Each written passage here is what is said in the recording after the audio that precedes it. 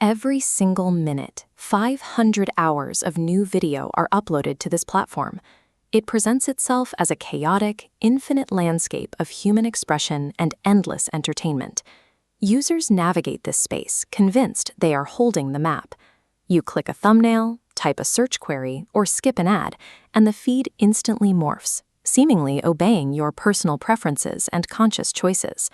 That perceived autonomy obscures a rigid mathematical framework. The platform operates on a strict architecture designed to restrict movement, structure behavior, and classify data. The blueprint for that architecture resides at the absolute bottom of the web page. It is a densely packed string of text that sits ignored beneath every video. About, press, copyright, contact us, creators, advertise, developers, terms, privacy policy and safety, how YouTube works, test new features, copyright 2026, Google LLC.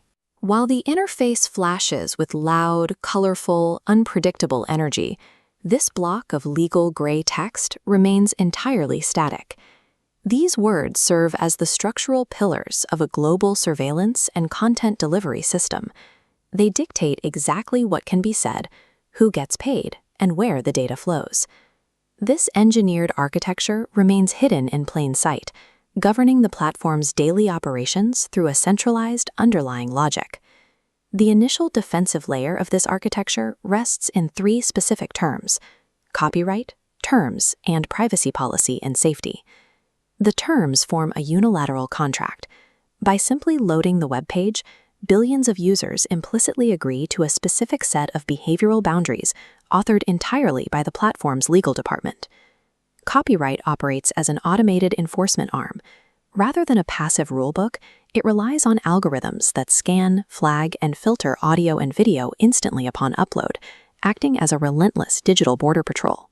This diagram tracks a video unit passing through three algorithmic gates: terms, copyright, and safety. While framed as protective, it authorizes massive data extraction.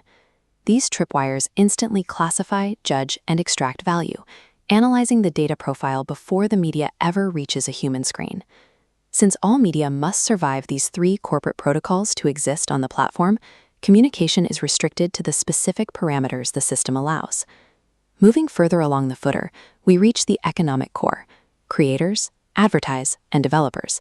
A clear hierarchy exists here. The platform heavily markets creators as its lifeblood, but the advertisers hold the actual economic power by dictating the flow of revenue. Between them sit the developers. They write the APIs, the application programming interfaces, which act as hidden software bridges connecting creativity directly to corporate capital. This feedback loop connects creators, advertisers, and developers.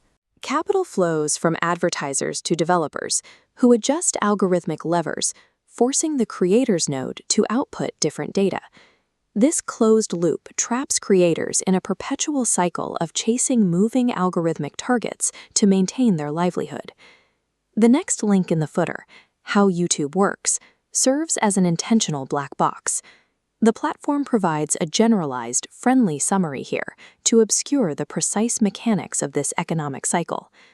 The platform prioritizes the predictable modification of both creator and viewer behavior to satisfy these specific advertiser targets. The final operational phrase in the footer text is brief: test new features. This scatterplot shows nodes changing states, representing simultaneous behavioral tests on distinct populations. Test new features authorizes running continuous experiments globally. By adjusting thumbnails or autoplay delays, these microscopic tests subtly engineer attention spans and dictate cultural trends. The entire text string then terminates with a foundational mark of ownership: copyright 2026, Google LLC. This single copyright notice strips away the familiar platform branding, revealing the parent corporation executing the rules. The creators, the extracted data, the legal barriers, and the algorithms all funnel upward, becoming the strict legal property of this single entity. Interacting with this platform entails a daily submission to a centralized global architecture of behavioral control.